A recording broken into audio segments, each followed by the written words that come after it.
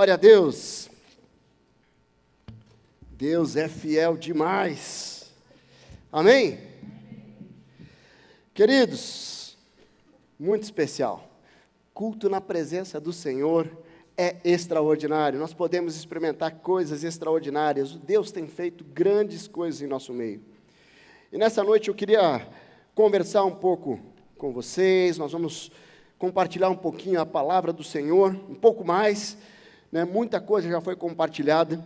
E eu quero trazer para vocês uma reflexão nessa noite, que ele trata um pouquinho sobre a nossa história e o nosso acerto de contas com o passado.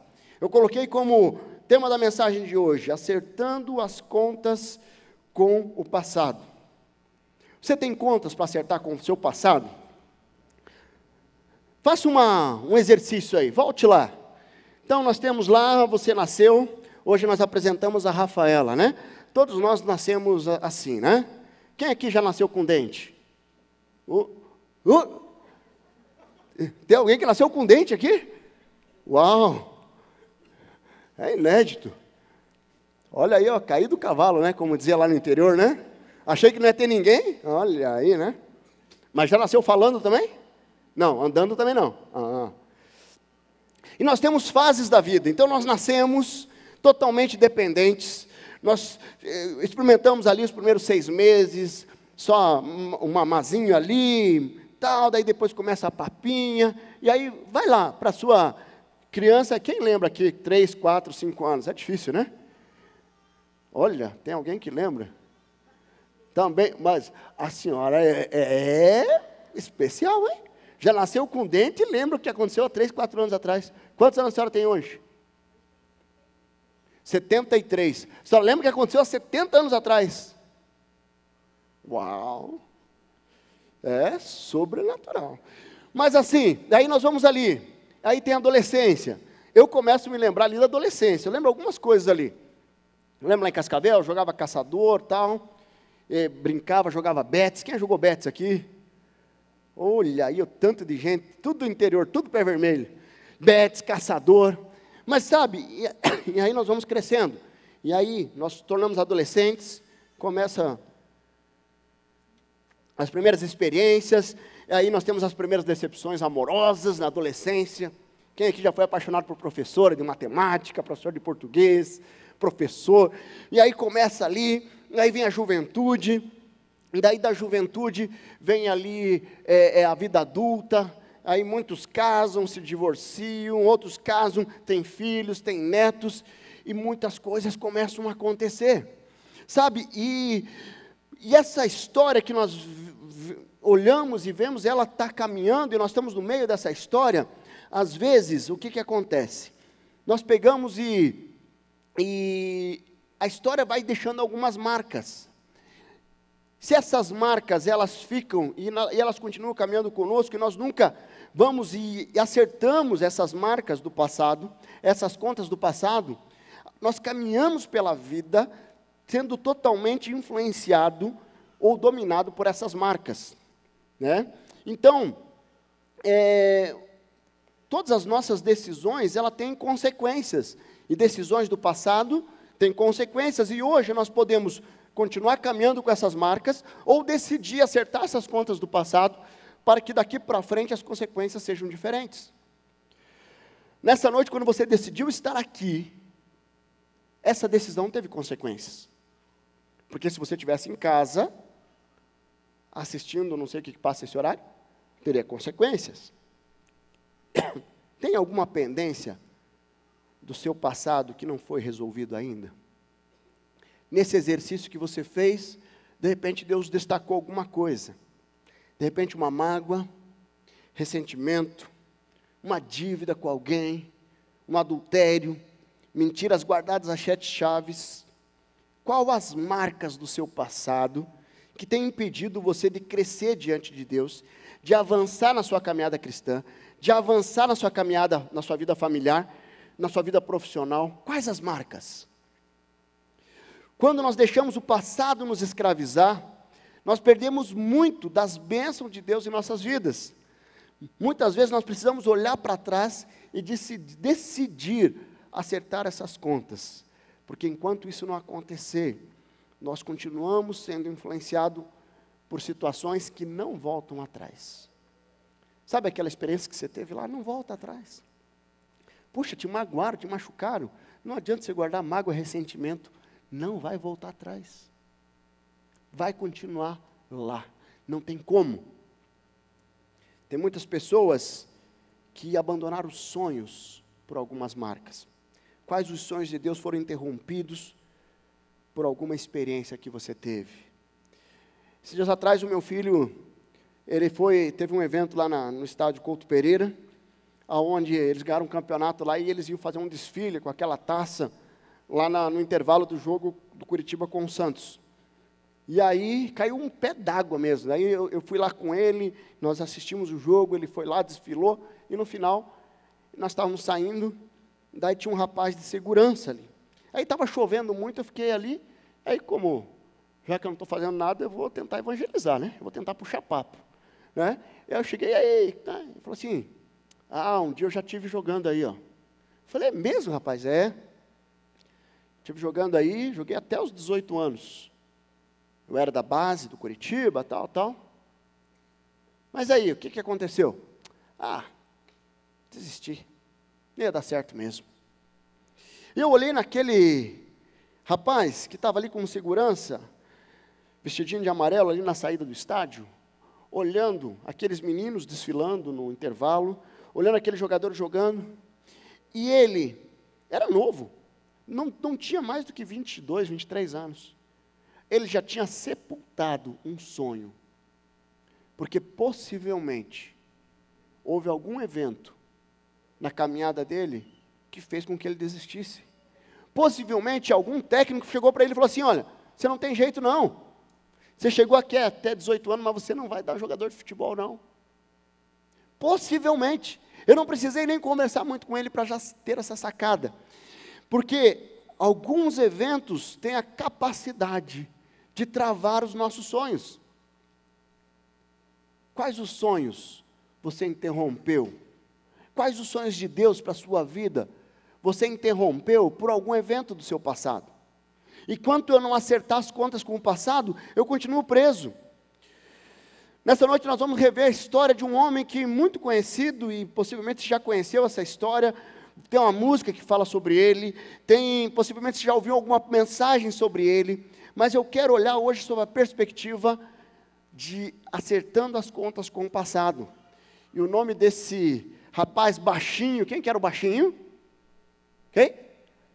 Zaqueu.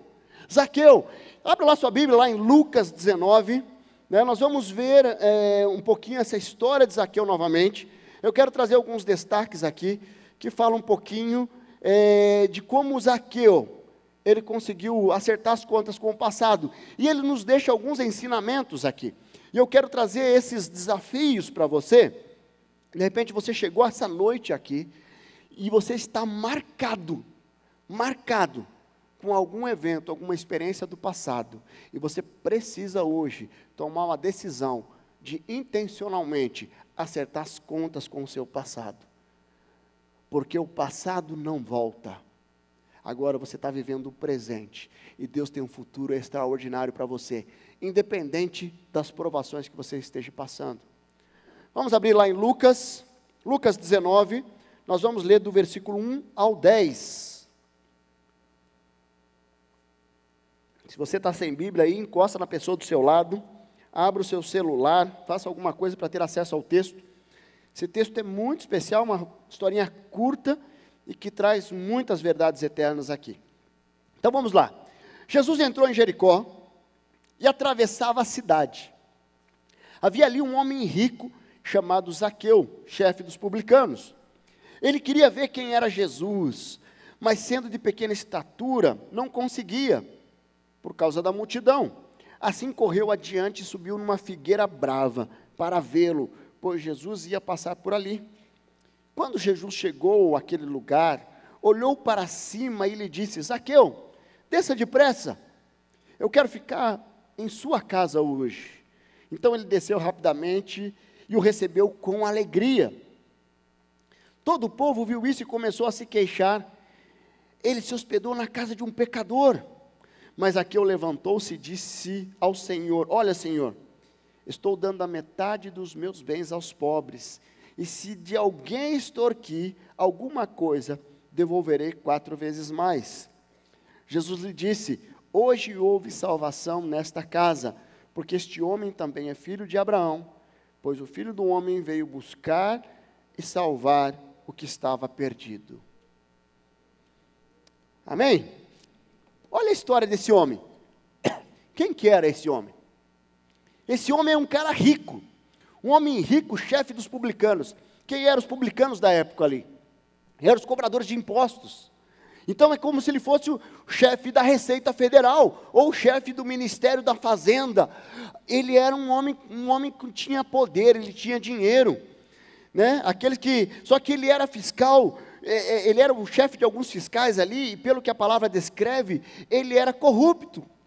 Ele cobrava propina possivelmente, ele tinha uma vida desregrada, o lucro que ele tinha, o dinheiro que ele tinha, ele veio de extorsão, ele veio de passar a perna nas pessoas, ele veio da intimidação, usando o poder que ele tinha para poder se beneficiar.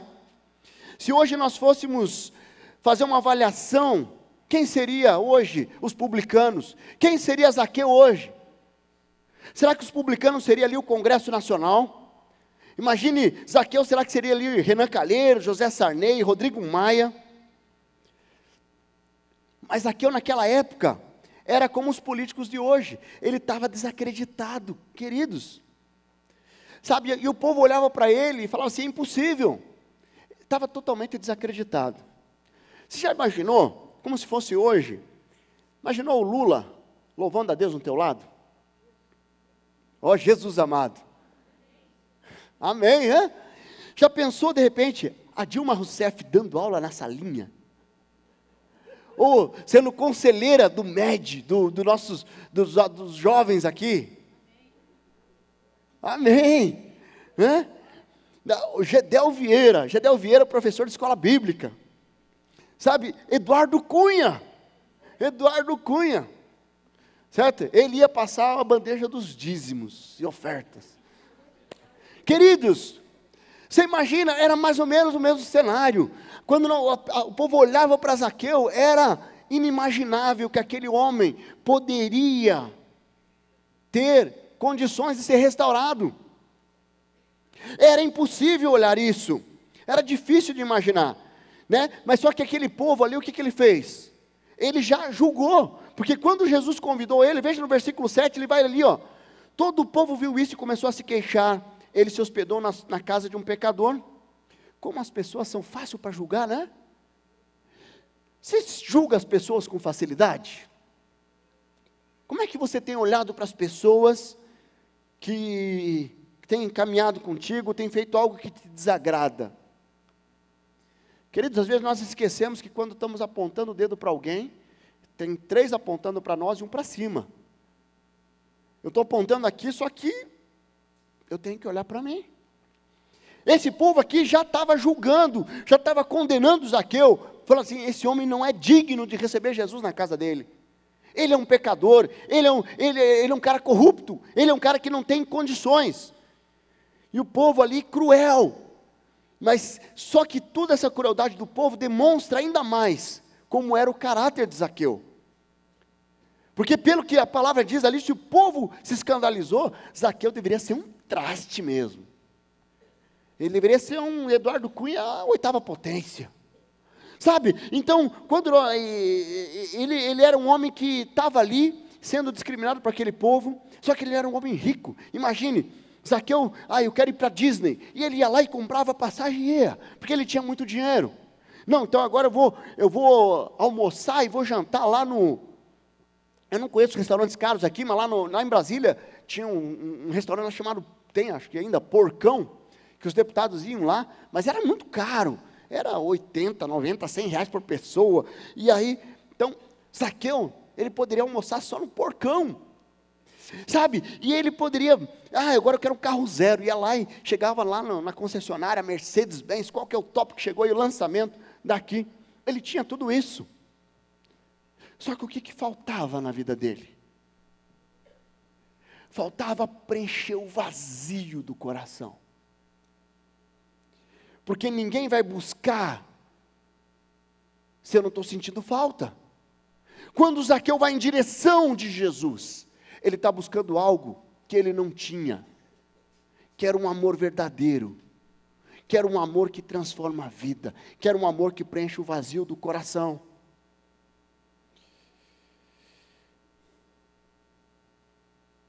De repente você tem corrido atrás do lucro, tem corrido atrás do dinheiro, tem trabalhado muito, e está deixando de lado o principal. Tem muitas pessoas que têm boas justificativas. Eu preciso trabalhar 14 horas, de segunda a segunda, pastor, porque eu preciso dar uma boa qualidade de vida para a minha família. Isso é uma armadilha, queridos. Isso é uma armadilha. Casais estão sendo destruídos porque perderam a intimidade, porque eles decidiram trabalhar bastante. E ele trabalha um turno e ela outro, eles não se encontram. Isso é uma grande armadilha. Quando nós olhamos para acertar as contas com o passado, nós precisamos olhar para a nossa história e falar assim: Deus, eu quero. Quando nós olhamos a história de Zaqueu, Zaqueu era um homem que tinha tudo para dar errado. Ele já estava numa posição social que ele não tinha dificuldades financeiras, ele não tinha dificuldade com poder, ele tinha dinheiro. Só que ele só conseguiu experimentar a verdadeira felicidade quando ele restaurou o seu passado e ele decidiu entregar a sua vida ao único que pode preencher o vazio do nosso coração. Eu quero voltar no texto para nós tirarmos alguns ensinamentos aqui de Zaqueu. Primeira coisa que nós vemos aqui em Zaqueu, que ele, para acertar as contas com o passado, ele não focou no problema, mas ele focou na solução. Zaqueu tinha um objetivo, que era ver Jesus. Veja ali no versículo 3, ele queria ver quem era Jesus, mas sendo pequenininho, de pequena estatura, ele não conseguia, por causa da multidão. Imagina ali, querido, Jericó estava um grande alvoroço, Jesus estava chegando ali, Jesus estava seguindo, e junto com ele, vinham muitas pessoas, junto com ele, milagres estavam acontecendo ali em Jericó.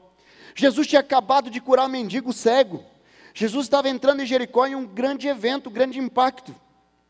Ali tinha testemunho de cura, de restauração, de libertação. Mas Zaqueu queria ver Jesus. Por que ele queria ver Jesus?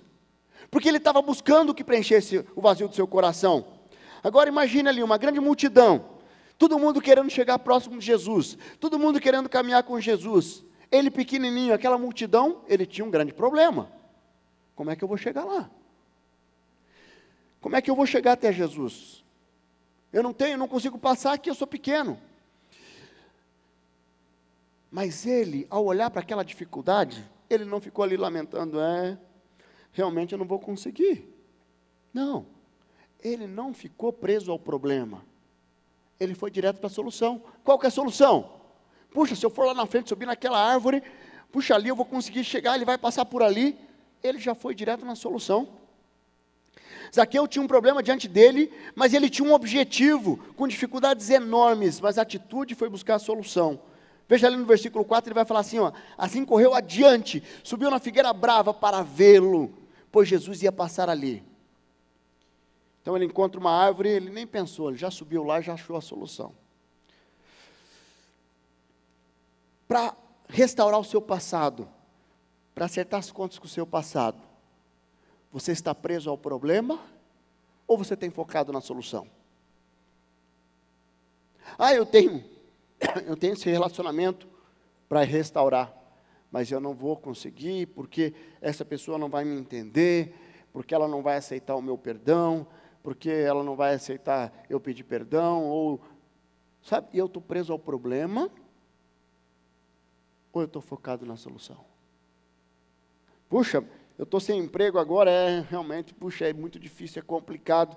Esse emprego é porque lá no passado eu tomei uma decisão, e essa decisão, ela gerou essa confusão que está na minha vida hoje.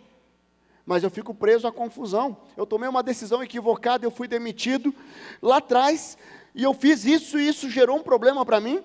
mas só que eu fico preso àquela situação. Se eu tivesse feito diferente, se eu tivesse decidido diferente, se eu tivesse feito, e aí eu fico preso lá, ao invés de focar na solução. Quantas pessoas caminham presas ao passado, porque não conseguem olhar para a solução? Ah, como é que eu vou confessar esse pecado de adultério? Não vai conseguir, não vai ter como. Queridos, quando nós olhamos ali Zaqueu, ele não pensou no problema, ele pensou na solução. E se você está aqui nessa noite, você está passando por uma dificuldade, sonde teu coração, vê se essa dificuldade não está ligada a experiências do passado, e você precisa focar na solução, você precisa ir em direção da solução, e não ficar preso nesse problema. O passado não volta, queridos, o passado é passado. Nós precisamos olhar para cima, e olhar para a solução do problema, não ficando preso ao passado. Sabe, mas quando nós olhamos ali Zaqueu tem uma outra dimensão ali, que ele toma para decidir, restaurar o seu passado. Veja bem, quando nós precisamos acertar contas com o passado, nós devemos obedecer à ordem do Senhor. Então, além de focar na solução, e quando nós olhamos em focar na solução, nós estamos obedecendo, nós estamos seguindo o exemplo de Jesus. Basta ler os evangelhos, sempre focou na solução, nunca ficou preso ao problema. Mas um segundo ponto que Zaqueu fez ali, ele obedeceu. Nós precisamos obedecer de forma irrestrita, confiando na fidelidade do Senhor. Veja ali no versículo 5, Zaqueu desce depressa. Zaqueu desce depressa, quero ficar em sua casa. Então ele desceu rapidamente e recebeu com alegria. Ele não pensou, queridos, ele não pensou o que o povo ia dizer, ele não pensou o que a esposa ia dizer. Os maridos já levaram o visitante em casa sem avisar a esposa? Quem já fez isso aqui? Dos homens? Ninguém? Tudo santo. Ah, aqui ó, lá tá, tem uns aí também, né? Eu já aprendi, tem que ligar antes, né? Tem que avisar. Não, se for o caso, coloca mais aguinha no feijão, aí chega lá, né, de surpresa. Imagine Zaqueu, ele não se preocupou se a esposa seria avisada.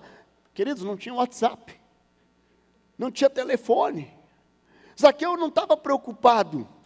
Mas e o povo que olhava e discriminava ele, via ele como um grande crápula, ele não estava preocupado com isso. Ele desceu rapidamente e recebeu com alegria. Ele obedeceu à ordem de Jesus. Jesus falou, desce, eu quero ir lá para a tua casa hoje. Ele nem pensou nas consequências, ele simplesmente obedeceu. Que muitas vezes impede as pessoas de acertar as contas com o passado. Eu começo a racionalizar as consequências da obediência. Deus está falando, faça isso, mas se eu fizer isso, vai acontecer aquilo, outro. Quanta gente, eu já falei assim, vai lá e peça perdão.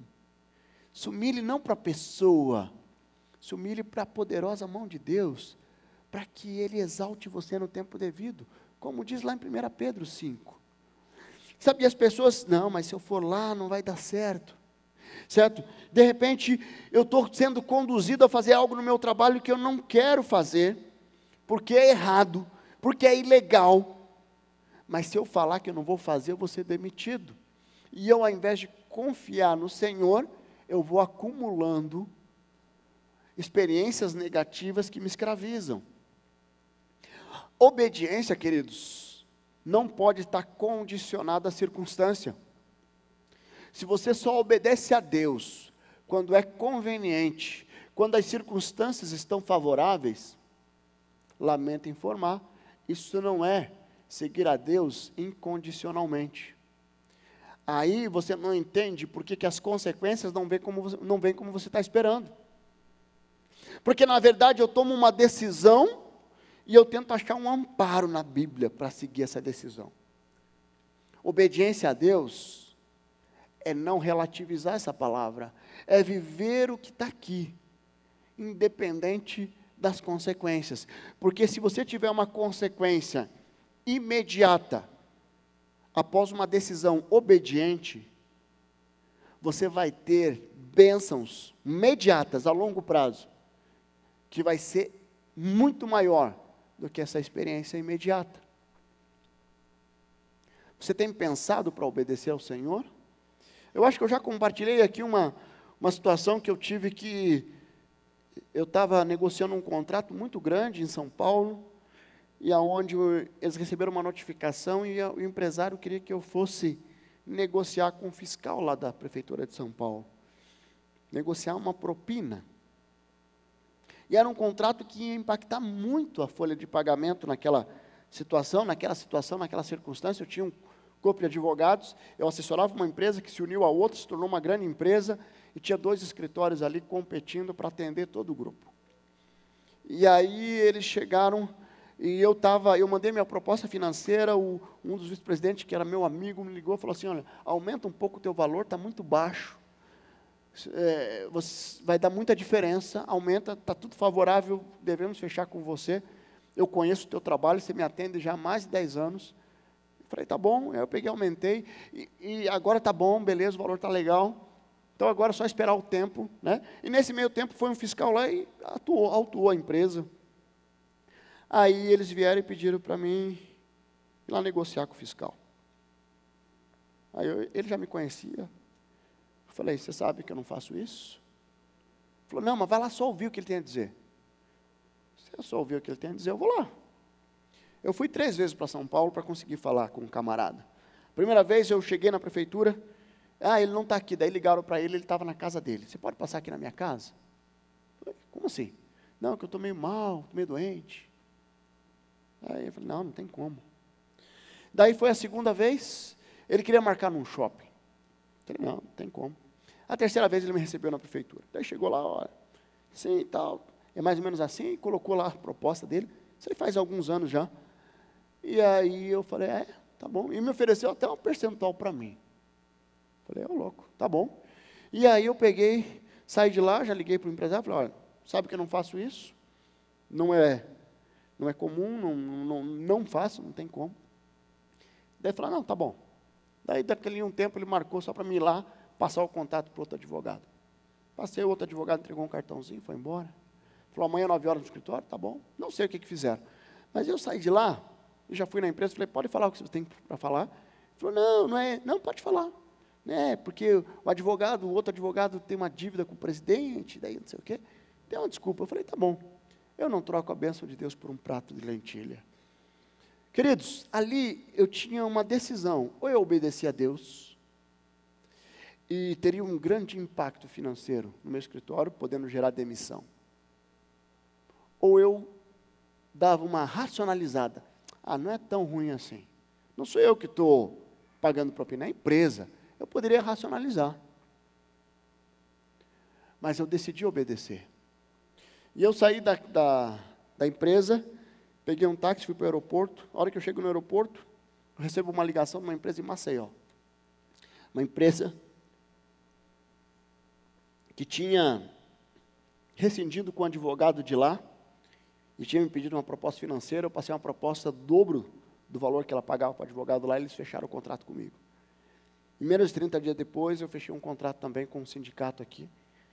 E os 2 contratos, em menos de 30 dias, era maior que aquele que eu tinha deixado de fechar em obediência a Deus. Quando nós racionalizamos, nós consideramos o contexto para decidir se a gente obedece ou não, nós perdemos a oportunidade de experimentar um grande mover de Deus nas nossas vidas, um grande milagre do Senhor nas nossas vidas. A obediência é a melhor decisão. Você só vai conseguir acertar as contas com o seu passado se for obediente, se você obedecer o que Deus está te falando para fazer hoje. Deus está mandando fazer hoje, não é amanhã, não é mês que vem, não é o ano que vem. Pare de procrastinar a obediência ao Senhor. Queridos, tem um terceiro ponto que eu gostaria de fechar essa mensagem. Quando nós olhamos a história de Zaqueu, desculpe, mas Zaqueu ali para acertar as contas com o passado, ele agiu intencionalmente na restauração. Veja ali, no versículo 8 ele vai falar ali, olha Senhor, estou dando a metade dos meus bens aos pobres, e se alguém extorquir alguma coisa, devolverei 4 vezes mais. Qual que foi a postura de Zaqueu aqui? Houve um arrependimento e houve uma atitude de restauração. Ele abriu mão dos seus direitos em prol da restauração. Qual o direito que ele tinha? Jesus não tinha, o texto não relata aqui, se Jesus tinha falado para ele devolver 4 vezes, tal. Existia uma legislação na época que regulamentava isso, mas ele, intencionalmente, ele agiu em direção da restauração. Ele agiu intencionalmente na restauração. Ele decidiu abrir mão de parte dos seus valores ali, para restituir as pessoas que ele tinha passado para trás. Ele não deixou aquele passado uma marca para que Satanás continuasse acusando ele. Ele queria experimentar uma nova vida mesmo, uma nova história mesmo. E ele foi intencionalmente em direção da restauração. Se você está aqui nessa noite e de repente Deus está falando algo para você com relação ao seu passado, além de focar na solução, além de obedecer, você deve intencionalmente agir em prol da restauração. O que precisa ser restaurado na sua vida? O que precisa ser restaurado no seu passado? É um perdão? É restituir um valor para alguém? É poder, reparar algo que você fez no passado? Ou de repente, puxa, mas a pessoa que eu magoei já não está mais aqui, já faleceu, eu preciso entregar isso para o Senhor. Eu não sei qual é o teu peso que você carrega do seu passado, mas eu quero dizer que essa noite é uma noite que você vai poder intencionalmente ir em direção da restauração do seu passado. Você vai liberar essa falta de perdão que você tem guardado daquele marido que te traiu, daquela esposa que te traiu. Esse é o momento de você restaurar aquele abuso que você teve na infância. Esse é o momento de você restaurar, em direção da restauração, daquela pessoa que fez você perder o teu emprego, daquela pessoa que te prejudicou, daquela pessoa que te enganou, daquela pessoa que te traiu, daquele sócio que fez um grande estrago na sua vida, daquelas pessoas que destruíram tua vida financeira. Essa é a hora e é o momento de você ir em direção à restauração. Quando nós olhamos para Zaqueu, ele foi em direção à restauração. E sabe o que aconteceu? Ele vai em direção à restauração e fala: Jesus, eu quero devolver tudo que eu extorqui, e eu quero devolver 4 vezes mais ainda tudo isso. O que acontece como consequência da postura de Zaqueu? Ele é honrado pelo Senhor Jesus. E não somente ele, mas a sua casa também. Vamos ver ali a parte final do texto. Houve salvação nessa casa, disse Jesus, porque este homem também é filho de Abraão. Pois o Filho do Homem veio buscar e salvar o que estava perdido. Não foi só Zaqueu que teve a vida restaurada, a sua casa foi restaurada.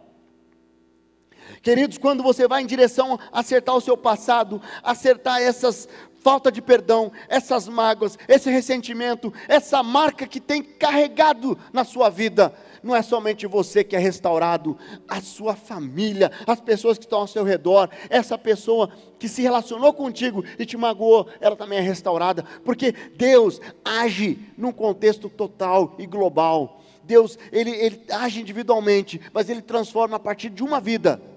Se você está num ambiente e você não gera transformação, porque você está ali, você deve repensar se a tua luz, se a luz de Cristo na sua vida está sendo refletida. Porque aonde nós chegamos, os verdadeiros discípulos de Jesus, nós chegamos e a luz de Cristo tem que brilhar. Porque se a luz não brilha, eu tenho que questionar se essa luz está dentro de mim.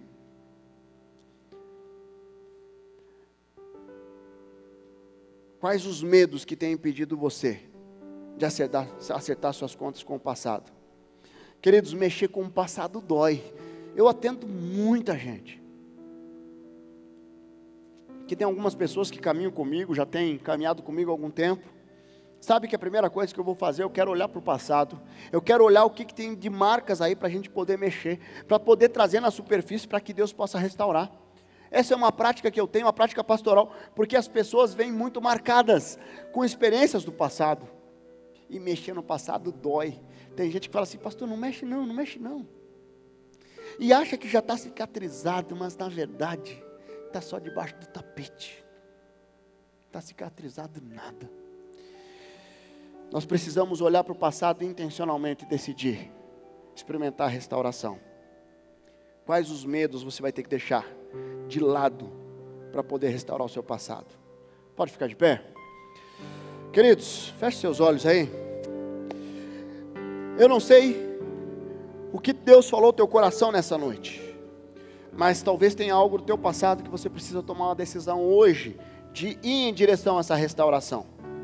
Você precisa focar na solução e deixar de ficar olhando no problema. Você precisa obedecer ao Senhor. Deus está falando do teu coração, você precisa obedecer. E você precisa ir em direção à restauração. Qual o desafio? O que Deus está colocando no teu coração? Eu quero orar pela sua vida. Eu queria que você, enquanto nós cantássemos esse cântico, se você tem algo do seu passado que precisa ser restaurado, alguma coisa que você precisa tomar uma decisão para trabalhar esse passado, eu quero que você saia do seu lugar e venha aqui à frente. Se coloque aqui de joelhos, aqui nós vamos orar. Eu quero dizer para você que, como Zaqueu correu, Zaqueu foi lá, subiu naquela árvore, Zaqueu foi em direção à restauração, porque ele cria que a vida dele seria transformada a partir daquele momento. Eu quero que você creia que a sua vida vai ser transformada a partir de uma decisão. Enquanto nós cantamos esse cântico, saia do seu lugar, vem aqui à frente, nós vamos orar, vamos terminar esse tempo orando e consagrando diante do Senhor.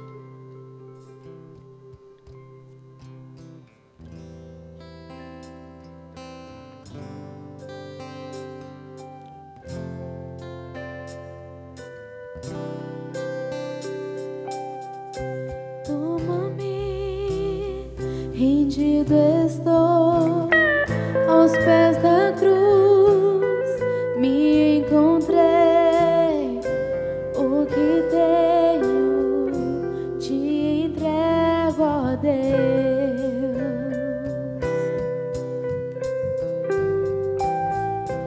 Vem limpar as minhas mãos, purificar meu coração, que eu ande em tudo que tu tens pra mim. Oh, eis-me aqui, rendido estou.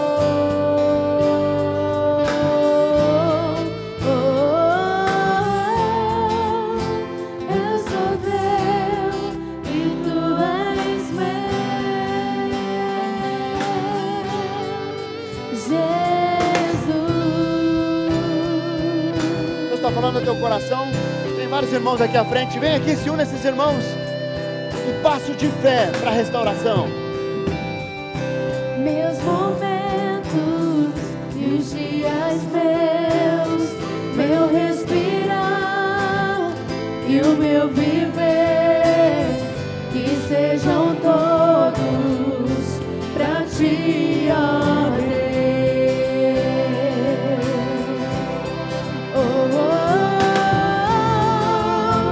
Eis-me aqui, rendido estou.